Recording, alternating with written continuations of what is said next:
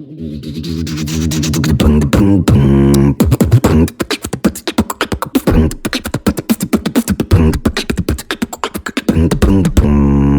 are now tuned into the Leader's Lens podcast. The cue from the music maybe is a good cue for us to get started. We appreciate you being here. And we ask for engagement. If you have questions that come up, we'll have some time at the end. But we also would love to have conversation throughout as well. And the best way for us to know that we're really providing value is for you to be engaged in the chat. If you hear something you agree with, leave a thumbs up, leave a I love that, leave a let's go, whatever works for you. If you have questions, I'll be keeping an eye on the chat as well to be able to ping some of those also. We want to make sure the topics that we're talking about are the ones that are most relevant for you. And Sukun, I'm just so grateful to have you here on the podcast. It is a big deal.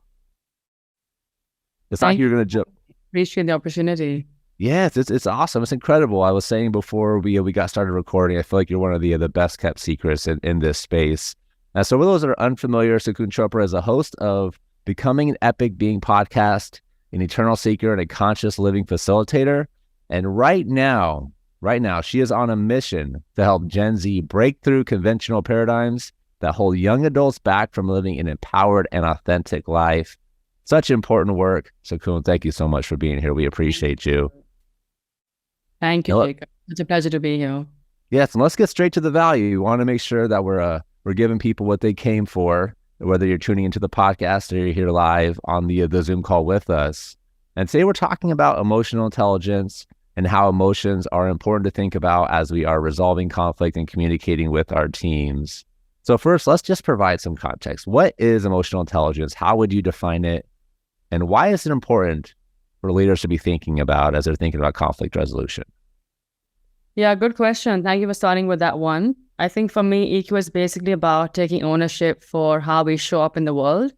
And it does come down to throwing consciousness on the impact of our, thoughts and emotions and actions on others, because that's something we don't really pay attention to. We just do what we do sometimes. Mm-hmm. And that is a huge aspect of how we, again, show up in the world, our impact on others, and how that affects dynamics with our personal, professional settings. So yeah, it really is about being aware of the impact of our actions and just how we show up in the world with people. That's a huge aspect of emotional awareness. I love that. I do agree that I think it's sometimes we can get in the habit of just reacting to the things that happen to us, right? Like this thing happens, so I'm going to react this way. And we're kind of just going with the flow at that point, right? We're not really intentional.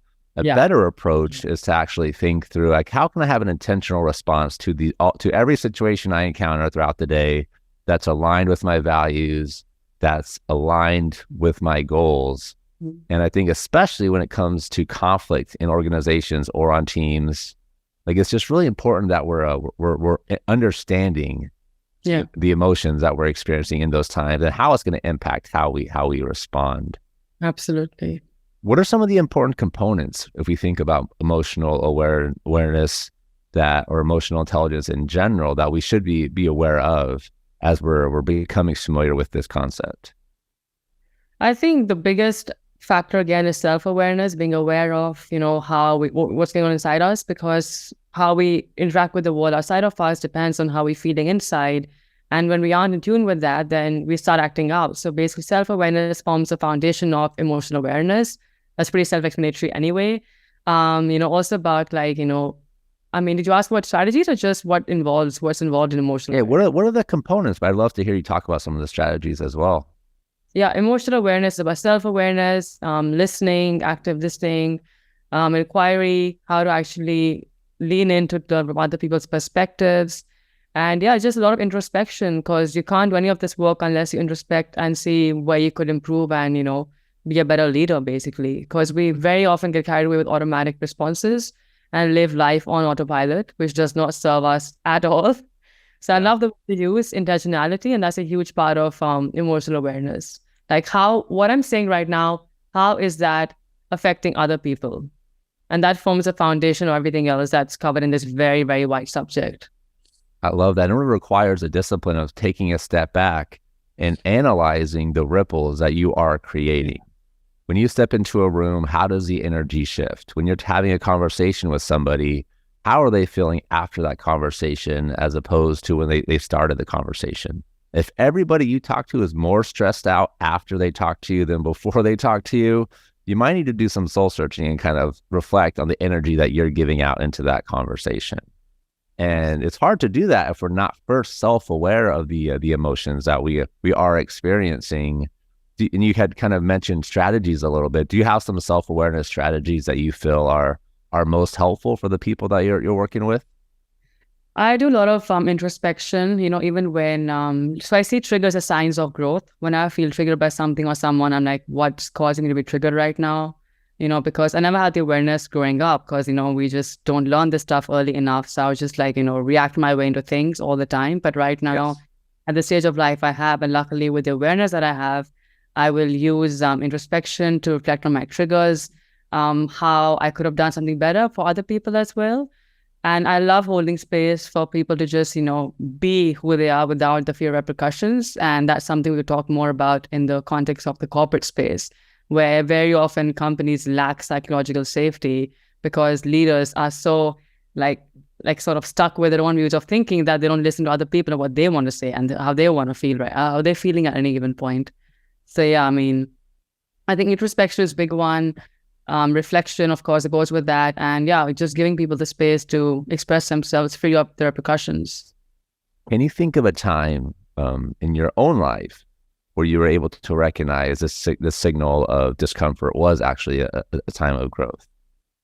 For myself, personally? Yeah. Yeah, actually, I was working, leading the company's, my family business is human capital function. And this was a time where 3 of my colleagues or subordinates in the HR team went above me and sort of complained about my leadership style because I wasn't really aligned with who I am today. And it was very, very triggering and I felt very offended, obviously, because I'm like, I do so much for you guys and you went behind my back and all that stuff came up. But afterwards, I took some time to actually reflect on where they were coming from and really took time to understand what their perspective was and what they could be right about. And even in the moment I felt triggered, which is fine because all of us, have emotions that show up. And the whole art of this is actually managing our emotions at the time that it happens. But yeah, I did use that as an opportunity for actually reflection and growth of what I could have done better in that moment. And then I sat down with each of them and said, look, thank you for your feedback. What could I have done better? And what else would you expect from this arrangement moving forward? So that really helped me. That was a big lesson for me at that time. Yeah, that was about 5 years ago. I love that. And the theme that I'm hearing is curiosity. Yeah. Or first you were very curious about your own emotions. And I think sometimes the natural state is that we're critical of ourselves for feeling a certain way. And we feel like we should feel something different. And that's a challenging place to be with emotions. But then I also heard the second piece of taking that approach with yourself first allowed you to then be curious with the people you were working with, as opposed to being defensive or being critical of their approach. So that's an important takeaway for our audience to listen to. Curiosity is everything with regards to emotional intelligence when it comes to empathizing with other people, of why they are feeling a certain way. How could I be contributing to this? It plays a huge part. So channeling judgment into curiosity also forms a foundation of emotional awareness and thus self-awareness. Yeah, I'm so glad you said that. I love it. The next piece, we think about self-awareness and having a healthy relationship with our own emotions, but that will allow us then to have a healthy relationship with the people around us, which leads to a conversation around empathy and conflict resolution. So how can leaders be more focused on empathy in the workplace, and how will that potentially help them deal with conflict? This is slightly unconventional, but one of the key approaches over here is... We love a hot take on Leaders Lens. We love a good hot take, so I'm excited for this. This identifying with their opinions. And what that means is when we get so consumed by what we think in the world and our beliefs, it's very hard to receive other perspectives because we think they define us. And any question or challenge to our beliefs becomes a challenge to our self-worth. And that's where things start going haywire, right? Things start going downhill. How dare you question me? But thoughts are not the same as a thinker. They're different things. But we define ourselves by our thoughts. The first one is to actually disidentify with your opinions because they're just an opinion. They don't define you by any chance, by any stretch. Yeah. And the second one, of course, is allowing yourself to listen to other people's perspectives, because perspective taking is so huge in the world of conflict resolution. Because when you think that your opinion is 100% correct, it's a dead end. It's very hard to make leeway, very hard to make any kind of progress from there. So you have to actually, that's where empathy comes in, right? How do you actually empathize with another person to see what could they be right about here? What am I missing here? How can I learn from the situation? Right? You know what I'm saying? So Yes. just on from there. Yeah. Yeah, I think that when we take that approach to really try to see somebody deeply and understand their perspective and the context they have that form their worldview, things usually make sense. And people's opinions are not generally attacks at us, which sometimes it can be interpreted that way, to your point, because we identify our beliefs and perspectives with our own self-worth. But in general, that's not the case. That's not what's happening. It's just somebody has a different perspective or a lens that they're using. Exactly. So beautiful. And it takes discipline, right? It takes time to actually be willing to be vulnerable enough to see somebody for who they are, for where they're at, and try to understand, why this person sees the things the way that they do. But also be willing to accept, like, maybe I'm wrong. Like, maybe like there's something about how I'm seeing this that's wrong, or I'm missing an important piece of information that will help all of this make sense. Yeah. And also we have this, from what you just said right now, we also have this unconscious tendency to assume that our experiences form our opinions, right? And then we believe that what we think is the ultimate reality, which is so not the case at all, because how you are used to something, the way you were brought up, people say all kinds of all these common beliefs, I don't know, I always say, because it's very racist comments, all people like this, all people like that. It's just the thing is a fact, but it's not. It's like your experience does not make the universal reality, right? Because all of us experience life in different ways. So just it's just very, very key to actually holding different perspectives. Yeah. So your opinion is not the ultimate truth. That's a big one for conflict. Yeah. I love it. And my friend from Twitter, Ben Carroll, commented in the chat, "This is so tough for people. What we are exposed to in our youth becomes our truth and merges with our identity. A challenge to my perspective becomes a challenge to who I am." Exactly. Great phrasing. I love the way that you worded that, Ben. Thank you. Yeah. So how does emotional intelligence assist in turning conflicts into opportunities for growth? And you had kind of talked about this earlier, so I'm excited to dig in a little bit deeper. But how can we actually use these moments as an avenue for growth? I think the whole foundation of emotional awareness is set on growth and learning, because when you're self-aware and introspect, you're always looking at what could I do better? How can I improve over here? What are my weaknesses? What am I not doing properly? How am I impacting others? Because without that awareness, then you can't do very much anyway.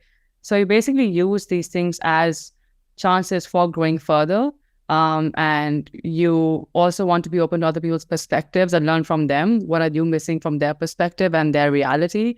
Being open to different mental models, different experiences. So, and even when you fail with something, you can obviously, and you actually can use conflict as a chance to connect with people, what am I missing over here in terms of what's this person unexpressed needs and I'm not seeing right now? What are they saying? Yes. You actually see through this person and his quirks or his actions or his behaviors to actually recognize what are the unmet needs they're actually seeking. So that is a huge opportunity of actually connection through conflict, provided we see it that way. And I think that it requires a belief in somebody's potential. We have to step into the conversation believing that there is a chance for this conflict to be resolved that will allow us to take these actions. Because if we have the perspective of this person's never going to change, why am I even wasting my time? We're not going to take the time to really see that person and try to understand what is that piece of information that we're missing. So I love that. True. We often actually enter confrontations because with the assumption that there's no point because this person is so and so, that's just how they are. But we don't actually go beyond the immediate behaviors to look deeper, and that's what prevents us from actually bridging the gap or building a connection with the person. Because the moment you dive deeper into understanding where the person is coming from or what they're not saying, things can start to shift, literally. Because honestly, at the root of conflict is just a series of unexpressed needs. That's it. We just have not been trained to express our needs in a constructive way, which is why we resort to unhealthy mechanisms like blame and shame and anger and so on, but we never actually have been taught to express what's going on within ourselves in a way that's constructive and it's healthy and requires vulnerability. We hate that. So conflict is all about like unexpressed needs. It's about diving deeper, understanding it.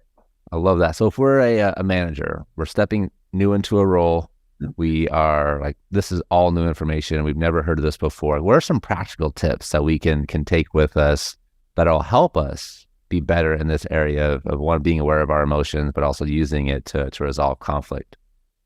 I think given the human mentality of what's in it for me, the same goes for managers. Why should I bother diving this deep? Why should I even care about this stuff? I'm okay in my role. I think the biggest incentive would be to understand what their impact is on other people. Are they having the impact they are capable of having in the personal capacity as a manager, or are they pissing people off by what they're saying? So the first incentive is that to actually buy in that this work is important. I don't have to just go through conflict through this work. It's important regardless of conflict. And secondly, once you have the awareness of the importance of emotional awareness, like I said, just inculcating different people's perspectives and giving them the space to express themselves, not being judgmental, try not to be judgmental. People need the space to just, express their views and their feelings and opinions and say no when they want to say no. And not that you can't do work, obviously, that would like create business problems, obviously. But yeah, just expressing their challenges with something or reservation with any work area of work. So yeah, giving people the space. Inquiry is very important. Why are these people not performing? What can I do to support them? How can I help as a manager? Where are my shortcomings? What they are like leveraging on because they're not really getting the message in the first place. I think inquiry, open listening, active listening is a big one because we don't really take time to listen. We're too busy in our own worlds, and distractions are, our worlds are full of distractions anyway. So really being present with someone to see how you can actually be there for them. And all within the constraints of business, because it's not like a therapy practice where people can just talk for hours. Obviously, I understand that. But within the constraints of a business setting, I think you can always be empathetic towards your people. Yeah. I love that. And a couple of things I want to dig into that you'd mentioned is sometimes just being there to listen to somebody, letting them vent, like that will prevent the conflict on itself, because that person might get to a place where there's like, I just needed somebody to listen to me. Like that's not uncommon for that to happen.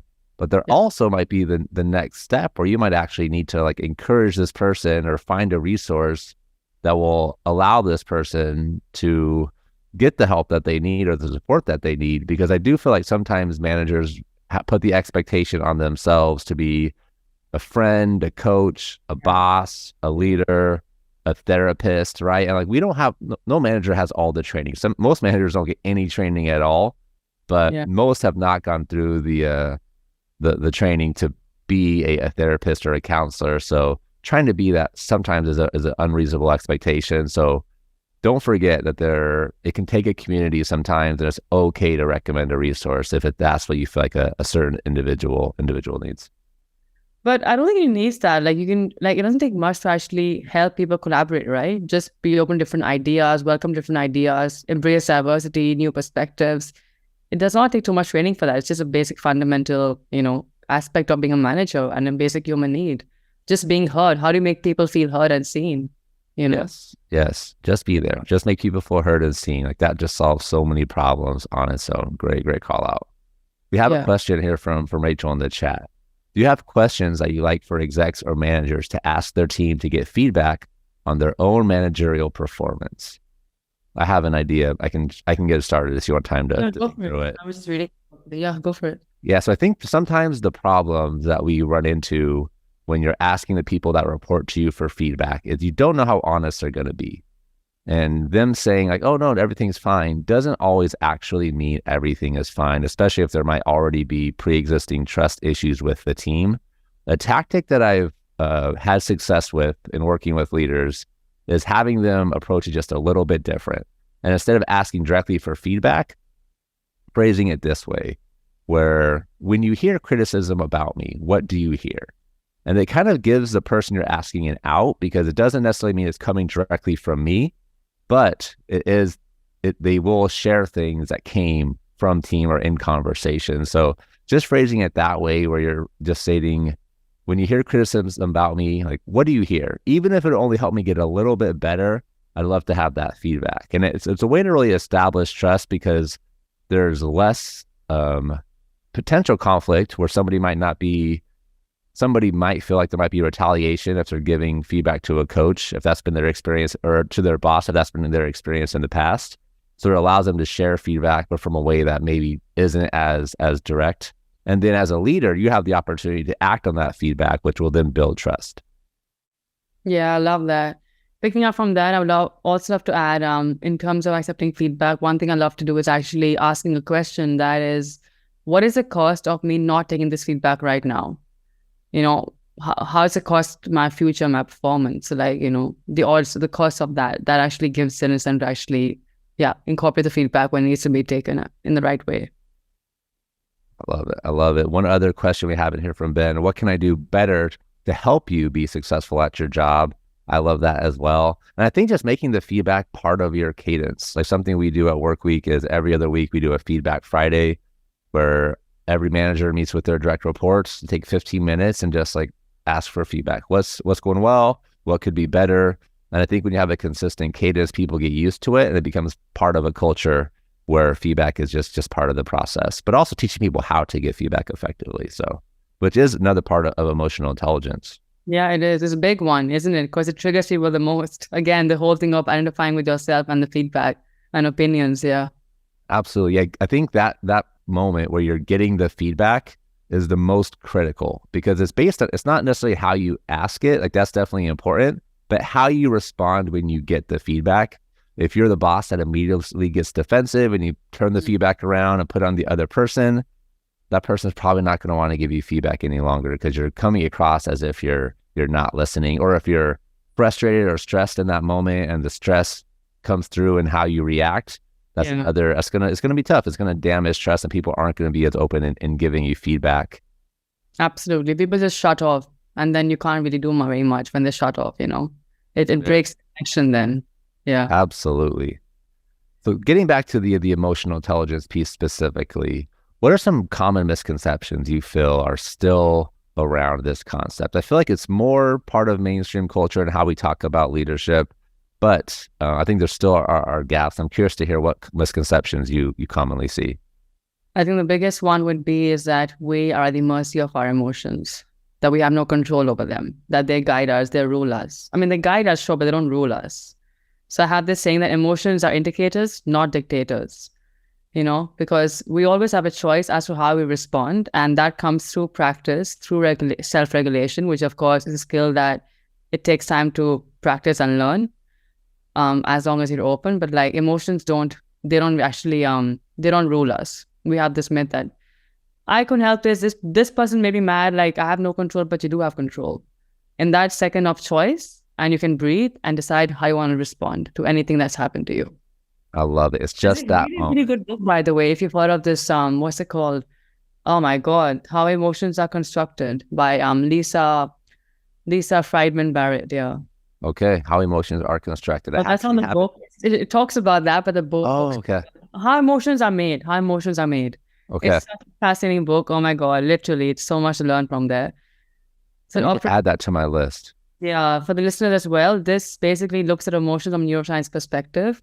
And she has broken all the classic myths about how emotions are made and how we think they rule us. But emotions are actually constructed, because about the thought, what meaning you give, any meaning you give to a particular situation, that becomes a thought, and that leads to emotion. So thoughts guide emotions. So how you think reflects how you feel. 100%. We have the power to choose how we think. A question we have in the chat: can you say the author's name one more time? I'll just write that down for you guys. Yeah. Please, right. Oh yeah, there it is. Got it. Is it Ben who sent the link? Yeah, he did. Perfect. Thank you, Ben. I do want to say it out loud for the podcast listeners as well. It is Lisa Feldman Barrett. Yeah. There we go. Awesome. Just right. Okay, cool. I'm just writing it down. Yeah. Appreciate you sharing that. Yep, there we go. Got it in the chat here. But yeah, it is like emotional intelligence. It's about that moment that we take to process how we're going to respond to a situation, as opposed to just immediately reacting. And it comes with practice. Initially, it's very difficult, but as we just get in the habit of doing that, it's a lot easier for us to be intentional on how we respond, even when things are stressful. And as we build careers, as our businesses grow, and we have more and more responsibilities, success and stress kind of comes in waves, we'll be more prepared for these moments to make sure that when things do get tough, people can look to us as a source of inspiration and know that we're not going to be reacting based on the emotion, which makes it tough for them to approach us. Yeah, exactly. I mean, the more stress you live in, the more triggered you'll feel all the time. It just comes down to that. You have to, even if you have a high stress job, I think it calls for even more of practice to regulate yourself through your whatever works, exercising, sleeping properly, like meditation, breath work, like these things really play a role in moderating your body budget, which is very key for just maintaining your levels of sanity. So you aren't walking around like a stressed robot all the time, reacting your way into different things. Yeah. Yes, a stressed robot. We probably all have remembered times in our life like that was what we were, and you don't even realize it in the moment. You just feel like you're just like doing your best.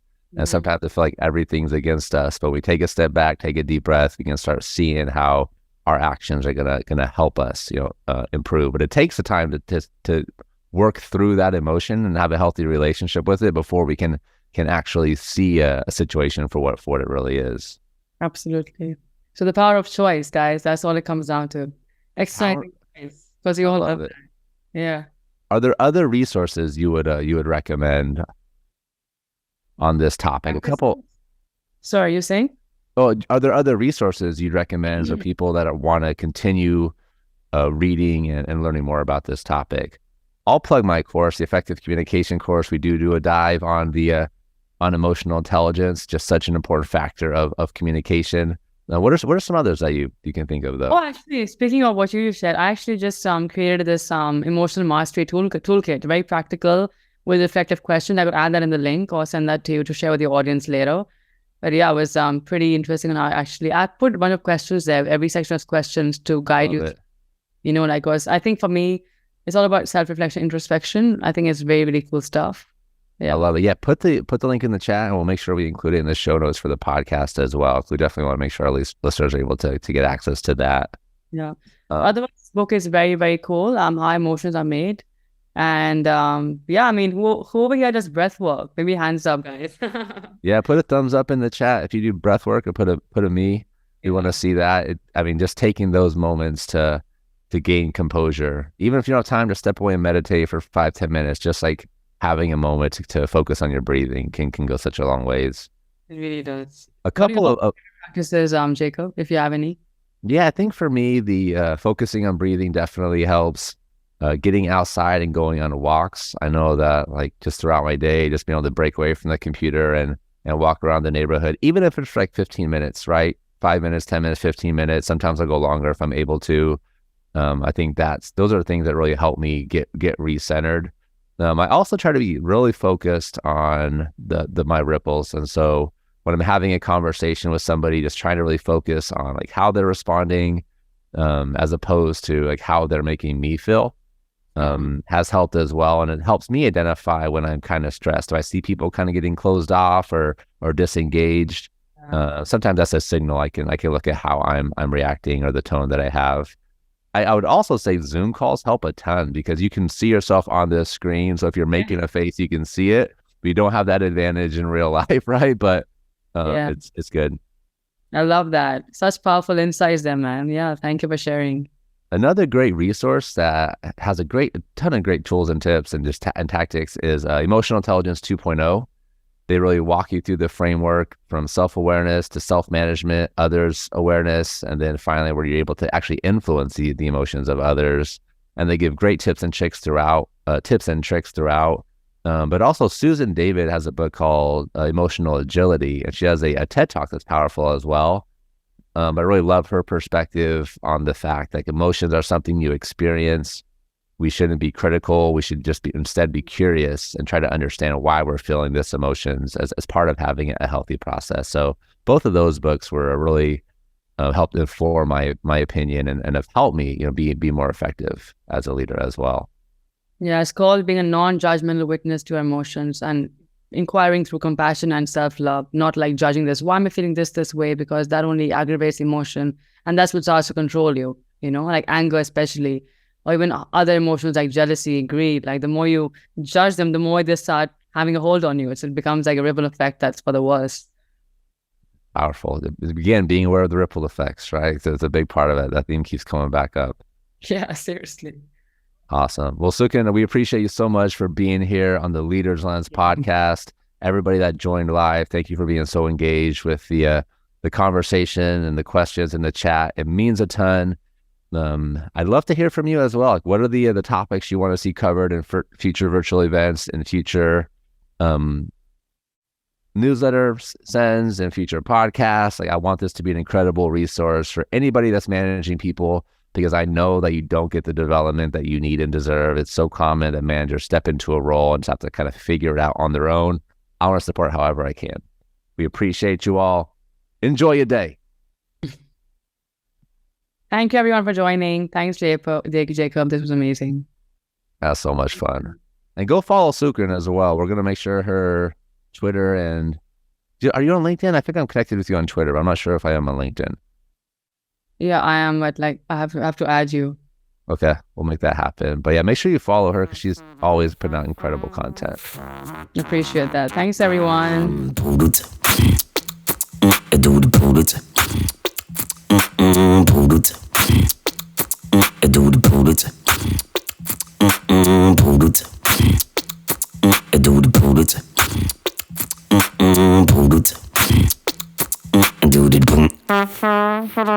Do